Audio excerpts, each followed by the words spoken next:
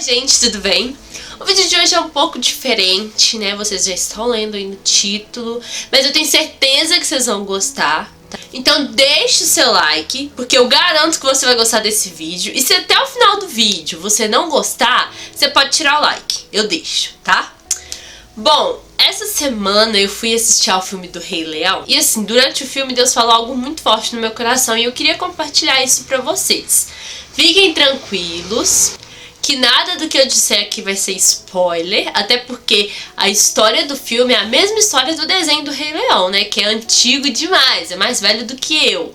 Mas se você nunca assistiu nem o desenho do Rei Leão, assista, vale muito a pena. Você encontra até aqui no YouTube mesmo. Enfim, eu vou resumir um pouco aqui, né, e lembrar vocês um pouco da história do filme. É o seguinte, o rei Mufasa, ele teve um filhote, o Simba, né?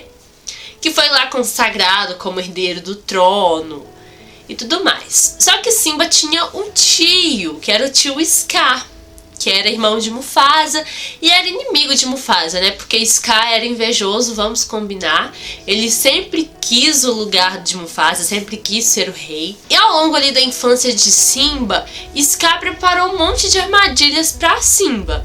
Mas sempre quem ia lá e salvava ele? Mufasa, né? Até que em uma dessas armadilhas, Scar conseguiu matar Mufasa. E como ele não era bobo nem nada, pra ele conseguir o trono, ele falou pra Simba fugir. Acusou Simba de ter feito aquilo, falou que Simba que tinha matado o pai dele, que era culpa de Simba, e fez Simba fugir. E Simba, né, claro, com medo do que as leoas iam pensar, do que os outros animais iam pensar, ele fugiu.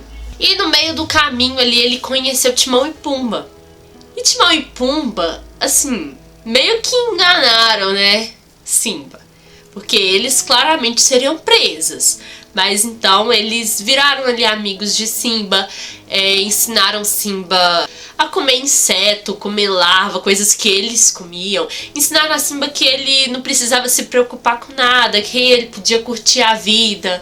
Totalmente oposto do que o pai de Simba tinha ensinado pra ele, né? Porque Mufasa ensinava pra ele que ele tinha que ser responsável, porque um rei tinha que ser responsável. Então assim, ensinava coisas de rei pra ele. Porém, né, os anos se passaram, todo mundo pensava que Simba tinha morrido, até que Rafiki, que era o macaco, né, na verdade era um mandril, é uma espécie de macaco, que tinha consagrado Simba, descobriu que Simba estava vivo e foi atrás de Simba. E na hora que eles se encontraram ali, Rafiki perguntou pra ele, quem é você?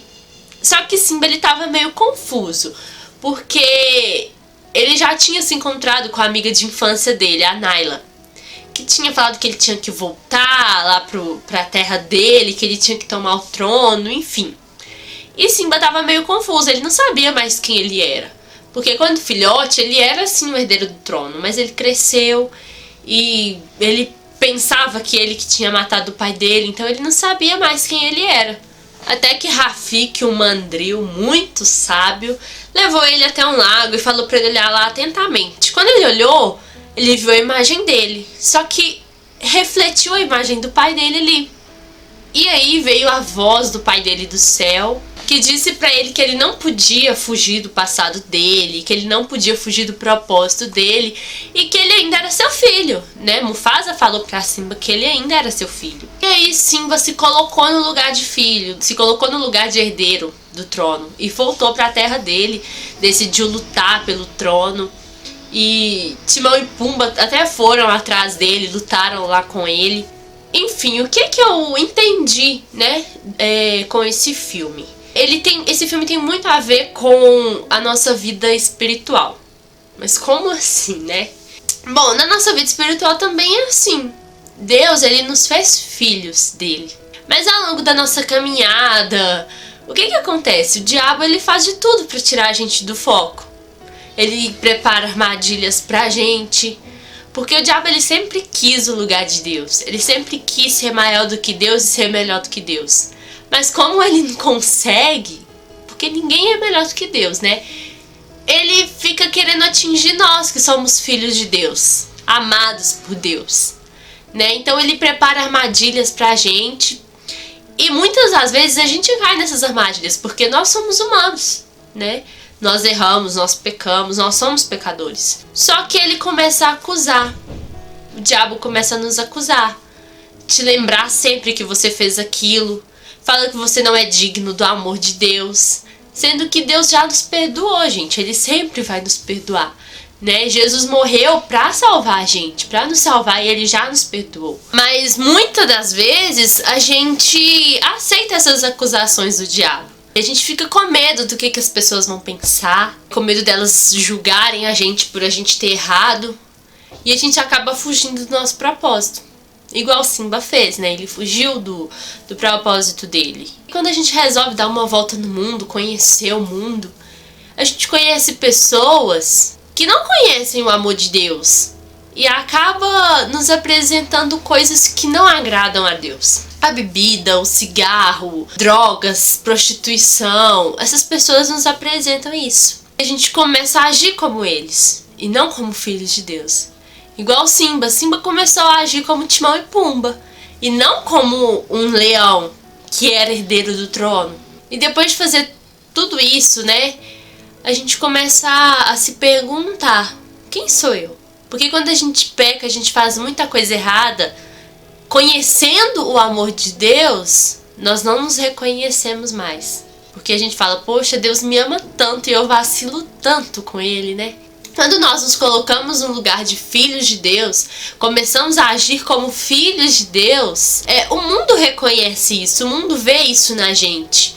Nós passamos a refletir a imagem do Pai. Da mesma forma que Simba, quando Simba ele retornou lá para a terra dele, Scar viu ele e pensou que fosse Mufasa, porque o filho refletiu a imagem do Pai.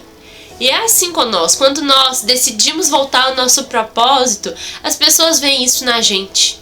Veem a imagem do Pai na gente, veem que a gente tem uma luz diferente, um brilho diferente, de filhos de Deus.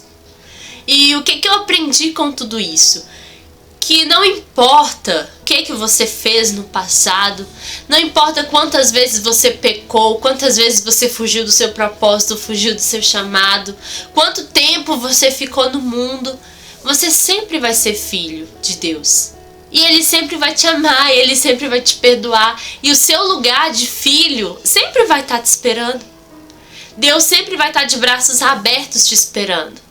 Porque uma vez marcado como filho de Deus, você nunca deixa de ser filho de Deus. Então é isso que eu queria deixar aqui pra vocês, sabe? Pensem nisso. Pensem que vocês sempre vão ser filhos amados de Deus. E o que você tá esperando pra correr de volta pros braços do Pai? Ele te ama. Nunca se esqueça disso.